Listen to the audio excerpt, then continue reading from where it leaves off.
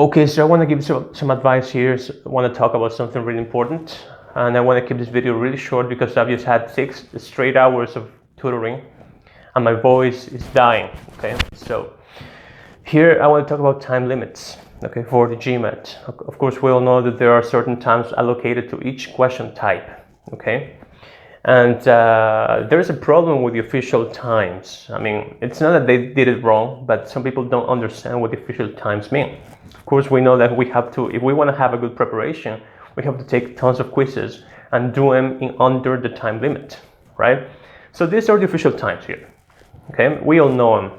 Everybody knows them. Whoever is preparing for the GMAT knows these times. Now, the catch in these times, though, is that they are average times.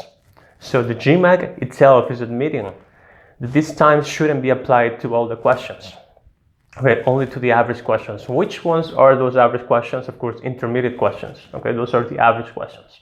So basically, if you use these times for every question, then you're gonna run into trouble because you're not gonna get a good preparation, okay?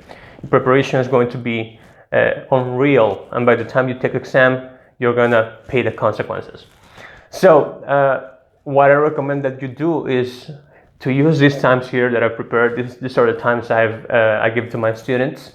So basically, of course, you have to allocate less time to easy questions and more time to harder questions. For example, let's take quantitative. You have 2 minutes for the average question, but if you have a question like this, for example, right, that's an easy question. If you take 2 minutes to do this question, then it means there is something wrong with your preparation. That's too long. I mean, this question is very easy. It should be done in at most 1 minute and 15 seconds, okay, maybe less time.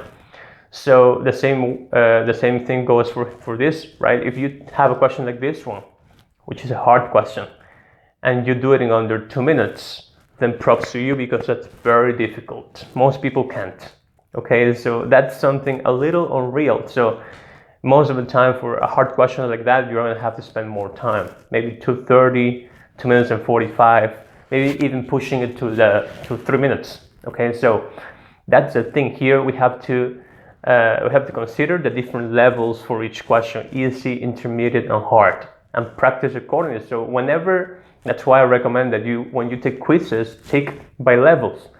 Quizzes with only easy questions, quizzes with only hard questions, etc., right?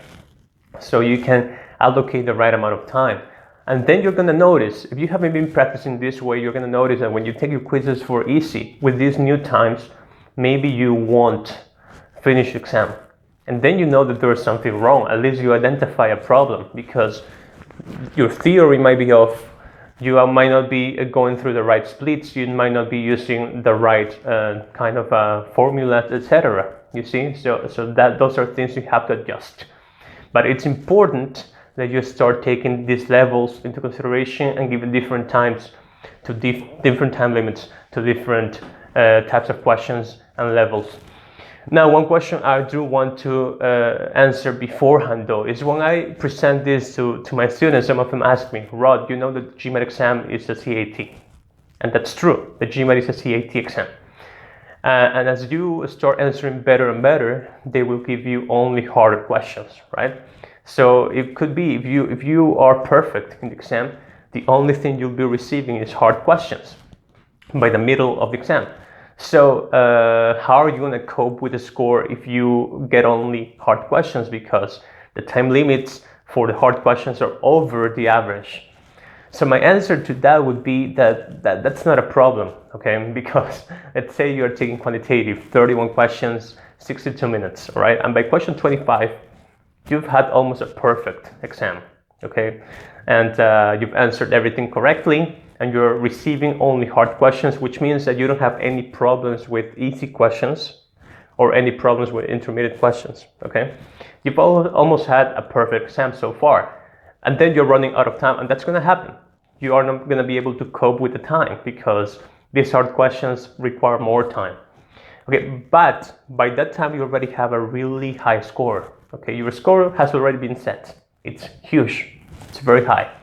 So if you get those last 6 questions wrong, maybe you can do 2 of them, right? But if you get all of them wrong, not even that is going to affect your previous score. Okay, so that's very important.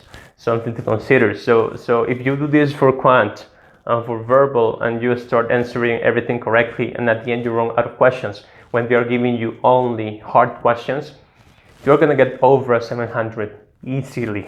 Okay, so that's not going to be a problem at all. Okay, so don't worry about that. Remember that the key for the GMAT is for you not to have, if you want to have decent score, you shouldn't have any incorrect answers for easy questions on the exam. If you want to have a good score, maybe a 700 or more, you shouldn't have any problems, any incorrect answers for neither easy questions nor intermediate questions. Okay, so that's the thing, and that's been the advice. I hope you take it.